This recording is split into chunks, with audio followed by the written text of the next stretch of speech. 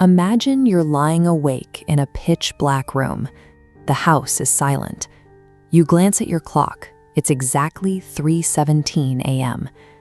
And then, right beneath your mattress, 3 slow, patient knocks.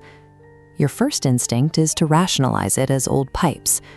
But as the tapping persists, you lean over the edge of the bed, peer into the dark, and whisper for it to stop.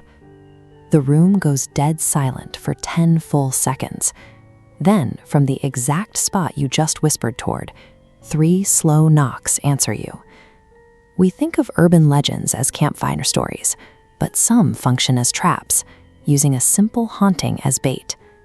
In 2019, 26-year-old Lena Carter moved into the Ashdown Apartments, a low-rent complex outside Portland. 3 weeks later, she was gone. When police arrived, they found the front door deadbolted from the inside. The windows were painted shut.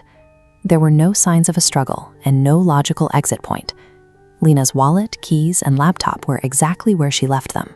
The only thing out of place was her phone, lying face up in the center of the room, still recording. Everything pointed to a single, unsettling conclusion. Lena hadn't left the room through the walls or the doors. She had been pulled through the floor. On her first night, the landlord gave Lena a single instruction. If she heard noises at night, she was to ignore them. For a week, she did, assuming the thuds were just the building settling. By week 2, the activity escalated. Her couch shifted from the wall. Chairs were rearranged while she slept. Then came the dust. Every morning, thin, perfectly straight lines of gray grit appeared along the seams of the floorboards. The grit wasn't settling from the air. It was being forced upward from the dark space between the joists. On night 19, the rhythm changed. Lena woke to a wet, raspy inhalation coming from the floorboards directly beneath her head.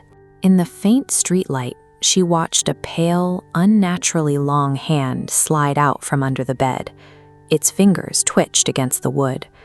On her final night, the floorboards violently splintered. A smell of rot filled the room, and a voice, thick and distorted, begged her to let it out. Whatever was underneath had finally broken the physical barrier of the room. When investigators tore up the bedroom flooring the next morning, they realized the wood had been systematically thinned from below. Hidden between the floor joists and foundation was a crawlspace barely 2 feet high.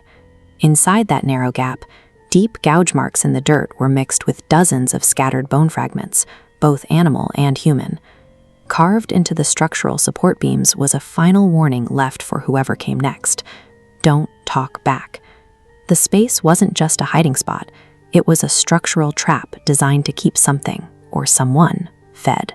6 months after the building was condemned, a construction worker found an old cassette recorder hidden behind a wall panel. On the tape, a handwritten label in smeared ink read, "First Tenant." The recording captured a cycle. A voice from beneath the floor begs for help. The tenant above eventually answers, and as soon as they speak, their voice becomes the one on the tape, while the original speaker goes silent. The final seconds of Lena's phone recording match this pattern. She whispers to the floor that she isn't alone. A second voice replies, "No, there are many." By acknowledging the tapping, Lena had unintentionally volunteered to take a place in the dark. If you find yourself in a building where the walls seem too thin and the rent is too low, there are rules you need to follow. Don't investigate rhythmic sounds at 3:17 a.m. Don't try to record them. But the most important rule of them all is the simplest. No matter how human the voice sounds, never answer. Because that silence underneath your floorboards isn't empty. It's just waiting for you to speak first.